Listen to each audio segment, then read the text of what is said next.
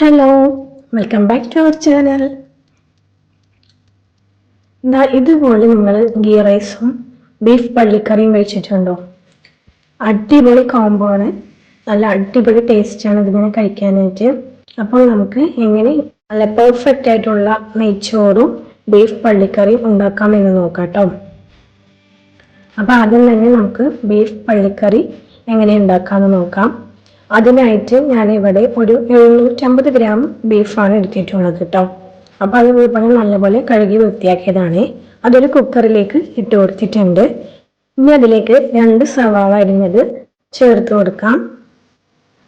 ഇനി ഒരു വലിയ തക്കാളിയാണ് എടുത്തിട്ടുള്ളത്, അതും കൂടി ഇതുപോലെ അരിഞ്ഞ് ചേർത്ത് കൊടുക്കാം.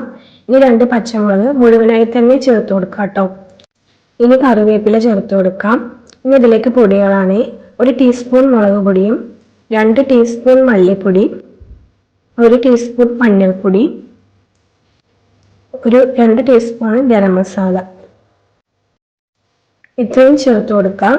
ഇനി ഇതിലേക്ക് ഒരു 2-3 ടേബിൾ സ്പൂണോളം വെളിച്ചെണ്ണ ചേർത്ത് കൊടുക്കാം കേട്ടോ. എണ്ണയായിട്ട് നമ്മൾ ഇത് മാത്രമേ ഇതിൽ ചേർക്കണുള്ളൂ കേട്ടോ. അപ്പൊ അത്യാവശ്യം കുറച്ച് വെളിച്ചെണ്ണ ചേർത്ത് കൊടുക്കാം. ഇനി ആവശ്യത്തിന് ഉപ്പും കൂടി ചേർത്ത് കൊടുത്ത് ഒരു 2 ടീസ്പൂൺ തൈരും കൂടി ചേർത്ത് കൊടുത്തിട്ട് ഇത് നല്ല പോലെ ഒന്ന് മിക്സ് ചെയ്തെടുക്കാം കേട്ടോ. ഇതുപോലെ നല്ല പോലെ ഒന്ന് മിക്സ് ചെയ്തെടുക്കാം. ഇനി ഇതിലേക്ക് ഇഞ്ചി വെളുത്തുള്ളി പേസ്റ്റാണ് ചേർത്ത് കൊടുക്കുന്നത് കേട്ടോ. ഒരു 2 ടീസ്പൂൺ ഇഞ്ചി വെളുത്തുള്ളി പേസ്റ്റും കൂടി ചേർത്ത് കൊടുത്തിട്ട് നല്ല പോലെ ഒന്ന് മിക്സ് ചെയ്തെടുക്കാം. എന്നിട്ട് കുക്കർ അടിച്ചിട്ട് ഇതൊന്ന് വേവിക്കാൻ വെക്കാം കേട്ടോ. ഒരു 5-6 വിസിൽ വരുന്നത് വരെ ഒന്ന് ബീഫ് വേവിച്ചെടുക്കാം. ഇനി ഇതിലേക്ക് ഒരു മിക്സ് ആവശ്യമുണ്ട്. അതിനായിട്ട് കുറച്ച് വറ്റൽമുളകും ഒരു 5-6 വറ്റൽമുളക്, ഇനി ഇതിലേക്ക് ഒരു വലിയ ടേബിൾ സ്പൂൺ നിറയെ കുരുമുളക്, കുറച്ച് വലിയ ജീരകത്തിന്റെ പൊടി, അത്രയും കൂടി ചേർത്ത് കൊടുത്തിട്ട് നല്ല പോലെ ഒന്ന് റോസ്റ്റ് ചെയ്തെടുക്കാം. ഇനി ഇതിലേക്ക് മല്ലി ചേർത്ത് കൊടുക്കണം. മല്ലി എൻ്റെ കയ്യിൽ ഇവിടെ മുഴുവനായിട്ടില്ലാത്തതുകൊണ്ട് ഞാൻ മല്ലിപ്പൊടിയാണ് ചേർത്ത് കൊടുക്കുന്നത് കേട്ടോ. അപ്പോൾ ഒരു 2 ടീസ്പൂൺ മല്ലിപ്പൊടി കൂടി ചേർത്ത് കൊടുക്കാം. മല്ലിപ്പൊടി ചേർത്ത് കൊടുക്കുമ്പോൾ ഫ്ലെയിം ഓഫ് ചെയ്തിട്ട് വേണം ചേർത്ത് കൊടുക്കാൻ, ഇല്ലെങ്കിൽ കരിഞ്ഞു പോകുള്ളൂ. എന്നിട്ട് നല്ല പോലെ ഒന്ന് ഇതൊന്ന് വഴറ്റി കൊടുക്കാം. എന്നിട്ട് ആ ഒരു മിക്സ് നമുക്ക് പൊടിച്ച് മാറ്റി വെക്കാം കേട്ടോ. ഇനി ഇതിലേക്ക് ഒരു തേങ്ങയുടെ മിക്സും കൂടി ആവശ്യമുണ്ട് കേട്ടോ. അപ്പം അതിനായിട്ട് ഒരു 2 ടേബിൾ സ്പൂൺ തേങ്ങ, വളരെ കുറച്ച് മതി, അതൊന്ന് റോസ്റ്റ് ചെയ്തെടുക്കാം. നല്ല പോലെ തന്നെ ഒന്ന് റോസ്റ്റ് ചെയ്തെടുക്കാം കേട്ടോ. അപ്പോൾ ഈ ഒരു രീതി ആവുന്നത് വരെ ഒന്ന് റോസ്റ്റ് ചെയ്തെടുക്കാം. എന്നിട്ട് ഇതൊന്ന് പൊടിച്ചിട്ട് മാറ്റി വെക്കാം. ഇനി നമ്മുടെ ബീഫ് ഇവിടെ നല്ലപോലെ തന്നെ വെന്ത് കിട്ടിയിട്ടുണ്ട്. ഇനി ഒരു പാൻ വെച്ച് കൊടുത്തിട്ട് അതിലേക്ക് നമ്മൾ വേവിച്ച് വെച്ചിട്ടുള്ള ആ ബീഫ് ചേർത്ത് കൊടുക്കാം. എന്നിട്ട് അതിലത്തെ വെള്ളമൊക്കെ ഒന്ന് നല്ലപോലെ ഒന്ന് വറ്റിച്ചെടുക്കണം. അത്യാവശ്യം വെള്ളം ഉണ്ടാവും, അത് നല്ലപോലെ ഒന്ന് വറ്റിച്ചെടുക്കാം. ഇതുപോലെ ആയി വരുന്ന സമയത്ത് നമ്മൾ ഇതിലേക്ക് മുമ്പ് പൊടിച്ചു വെച്ചിട്ടുണ്ടായിരുന്ന ആ ഒരു മിക്സ് ഇല്ലേ, അത് ചേർത്ത് കൊടുക്കാം. എന്നിട്ട് നല്ല പോലെ ഒന്ന് ഇളക്കി യോജിപ്പിച്ച് കൊടുക്കാം. നല്ല പോലെ അതിന്റെ പച്ചമുളകൊക്കെ ഒന്ന് കളഞ്ഞു കിട്ടണം കേട്ടോ. അപ്പൊ നല്ല പോലെ തന്നെ ഇളക്കി യോജിപ്പിച്ച് കൊടുക്കാം. ഇനി ഇതിലേക്ക് കറിവേപ്പില ചേർത്ത് കൊടുക്കാം. എന്നിട്ട് നല്ല പോലെ ഇളക്കി കൊടുക്കാം. നല്ല പോലെ ബീഫ് ഒന്ന് കുറുകി വരണം കേട്ടോ. ഇനി ഇതിലേക്ക് കുറച്ച് മല്ലിയില കൂടി ചേർത്ത് കൊടുക്കാം കേട്ടോ. എന്നിട്ട് നന്നായി തന്നെ ഇളക്കി കൊടുക്കാം. ഇപ്പൊ അത്യാവശ്യം നല്ലപോലെ ബീഫ് ഒന്ന് കുറുകി വന്നിട്ടുണ്ട്. ഇനി ഇതിലേക്ക് നമ്മൾ തേങ്ങ റോസ്റ്റ് ചെയ്തിട്ട് ജസ്റ്റ് ഒന്ന് പൊടിച്ചെടുത്തതാണ് കേട്ടോ. അതും കൂടി ചേർത്ത് കൊടുക്കാം. എന്നിട്ട് നന്നായി ഇളക്കി കൊടുക്കാം കേട്ടോ. ഇത് ചേർത്ത് കൊടുക്കുമ്പോൾ തന്നെ അത്യാവശ്യം തിക്നെസ് കിട്ടും കേട്ടോ നമ്മുടെ ഈ ഒരു കറിക്ക്. ഇനി ഒരു 2-3 മിനിറ്റ് കൂടി ഒന്ന് ഇളക്കി കൊടുത്ത് ഒന്ന് വേവിച്ചെടുത്താൽ നമ്മുടെ ബീഫ് പള്ളിക്കറി ഇവിടെ റെഡിയായി സെറ്റായി വന്നിട്ടുണ്ട് കേട്ടോ. അപ്പോൾ അടിപൊളി ടേസ്റ്റാണ്. ഇതുപോലെ ബീഫ് കൊണ്ട് പള്ളിക്കറി ഉണ്ടാക്കാത്തവരാണെങ്കിൽ ഒരു തവണ ഉണ്ടാക്കി നോക്കൂ, സൂപ്പർ ടേസ്റ്റാണ്. ഇതിൻ്റെ കൂടെ കോംബോ എന്ന് വെച്ചാൽ ഗീ റൈസ് തന്നെയാണ് കേട്ടോ. അടിപൊളിയാണ്. ഗീ റൈസിൻ്റെ കൂടെ ഇത് ചേർത്ത് കഴിക്കാൻ അടിപൊളി തന്നെയാണ് കേട്ടോ. അപ്പോൾ നമുക്ക് ഗീ റൈസ് എങ്ങനെ ഉണ്ടാക്കാം എന്ന് നോക്കാം കേട്ടോ.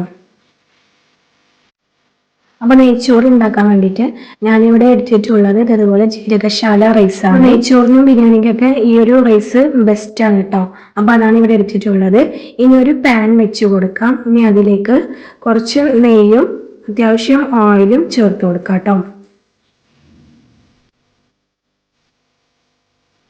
എന്നിട്ട് അതൊന്ന് ചൂടായി വന്നതിന് ശേഷം ഇതിലേക്ക് കാഷ്യൂം കിസ്മിസും ഒന്ന് ഇട്ടിട്ട് നല്ലപോലെ ഒന്ന് റോസ്റ്റ് ചെയ്തിട്ട് കോരി മാറ്റാം.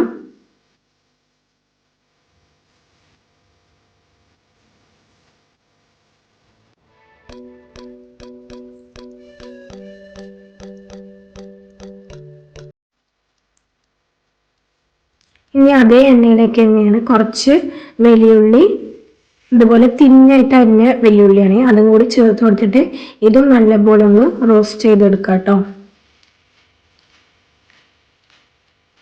ഒരുപാട് നല്ല പോലെ കൊണ്ട് റോസ്റ്റ് ആക്കരുത്, ഒരു ലൈറ്റ് കളർ ബ്രൗൺ കളർ ആകുമ്പോഴേക്കും നമുക്കിതിൽ നിന്നും ഇത് കോരി മാറ്റാം കേട്ടോ.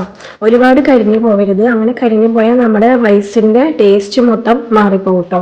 അപ്പോൾ ഇതായി ഒരു കളർ ആകുമ്പോൾ നമുക്കിത് അതിൽ നിന്നും ഒന്ന് കോരി മാറ്റാം.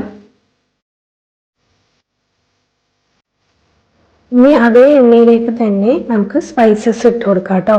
ഏലക്കായും പട്ടയും ഗ്രാമ്പും വലിയ ജീരകവും കൂടി ഇട്ട് കൊടുക്കാം. എന്നിട്ട് നല്ലപോലെ ഇതൊന്ന് വഴറ്റി കൊടുത്ത് മൂപ്പിച്ചെടുക്കാം കേട്ടോ. ഇനി ഇതിലേക്ക് ഒരു ടീസ്പൂൺ നിറയെ ഇഞ്ചി വെളുത്തുള്ളി പേസ്റ്റ് ആണ്, അതും കൂടി ചേർത്ത് കൊടുത്തിട്ട് നല്ലപോലെ ഒന്ന് മൂപ്പിച്ചെടുക്കാം.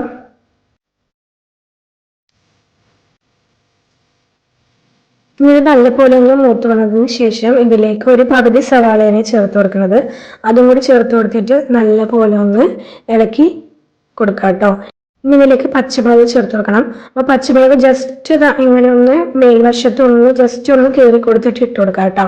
അപ്പോൾ ഒരുപാട് എരിവ് ആവത്തുമില്ല, എന്നാൽ അതിൻ്റെ ഒരു ഫ്ലേവർ നമ്മുടെ ചോറിന് കിട്ടുകയും ചെയ്യും കേട്ടോ. അപ്പോൾ അത് ചേർത്ത് കൊടുക്കാം. ഇനി ഇതിലേക്ക് ഒരു ക്യാരറ്റ് ഗ്രേറ്റ് ചെയ്തതാണ്, അതും കൂടി ചേർത്ത് കൊടുത്തിട്ട് നല്ലപോലെ തന്നെ ഇളക്കി യോജിപ്പിച്ച് കൊടുക്കാം. ഒരല്പം മല്ലിയില കൂടി ചേർത്ത് കൊടുത്തിട്ട് നല്ലപോലെ തന്നെ ഇളക്കി കൊടുക്കാം കേട്ടോ. ഇനി ഇതിലേക്ക് നമ്മൾ കഴുകി മാറ്റി വെച്ചിട്ടുള്ള അരിയാണ്, അത് ചേർത്ത് കൊടുക്കാം. എന്നിട്ട് ജസ്റ്റ് ഒന്ന് റോസ്റ്റ് ചെയ്തെടുക്കാം കേട്ടോ. അരി നല്ലപോലെ ഒന്ന് ഇളക്കിയിട്ട് റോസ്റ്റ് ചെയ്തെടുക്കാം. ഈ 2 മിനിറ്റ് ഇങ്ങനെ റോസ്റ്റ് ചെയ്തതിന് ശേഷം ഇതിലേക്ക് വെള്ളം ചേർത്ത് കൊടുക്കാം കേട്ടോ. അപ്പോൾ ഞാനിവിടെ 3 ഗ്ലാസ് അരിയാണ് എടുത്തിട്ടുള്ളത്, അതുകൊണ്ട് 6 ഗ്ലാസ് വെള്ളമാണ് ചേർത്ത് കൊടുക്കുന്നത് കേട്ടോ. വെള്ളം തിളപ്പിച്ചിട്ടാണ് കേട്ടോ ചേർക്കുന്നത്, തിളച്ച വെള്ളം തന്നെ ഒഴിക്കാൻ ശ്രദ്ധിക്കണേ. ആദ്യം തന്നെ നമ്മൾ അരി ചേർത്ത് കൊടുക്കുന്നത് കൊണ്ടാണ് കേട്ടോ തിളച്ച വെള്ളം ഒഴിക്കാൻ പറയുന്നത്. ഇനി ഇതിലേക്ക് 1 ടീസ്പൂൺ നിറയെ തൈരും ആവശ്യത്തിന് ഉപ്പും കൂടി ചേർത്ത് കൊടുക്കാം. എന്നിട്ട് നല്ല പോലെ ഒന്ന് ഇളക്കി യോജിപ്പിച്ചിട്ട് ഒന്ന് അടച്ചു വെച്ചിട്ട് ഒന്ന് കുക്ക് ചെയ്തെടുക്കാം കേട്ടോ. അപ്പോൾ കുറച്ച് അത്യാവശ്യം വെള്ളമൊക്കെ ഇങ്ങനെ വറ്റി വന്നിട്ടുണ്ടാകും. അപ്പോൾ ഒന്നും കൂടി നമുക്കിതൊന്ന് അടച്ചു വെച്ചിട്ട് നല്ല പോലെ തന്നെ വെള്ളം വറ്റിച്ചെടുക്കാം. ഇപ്പം നമ്മുടെ വെള്ളമൊക്കെ വറ്റി നല്ല പോലെ റൈസ് ഡ്രൈ ആയി കിട്ടിയിട്ടുണ്ട് കേട്ടോ.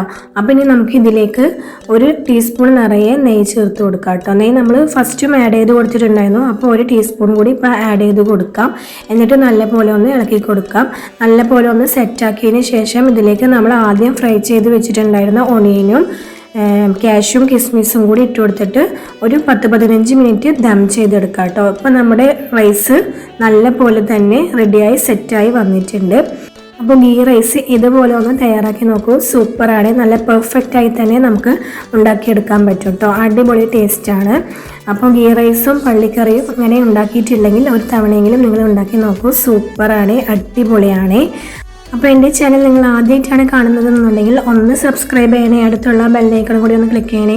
ഇനി അടുത്തൊരു വീഡിയോ ആയിട്ട് വരാം, അതുവരയ്ക്കും ബൈ ബൈ.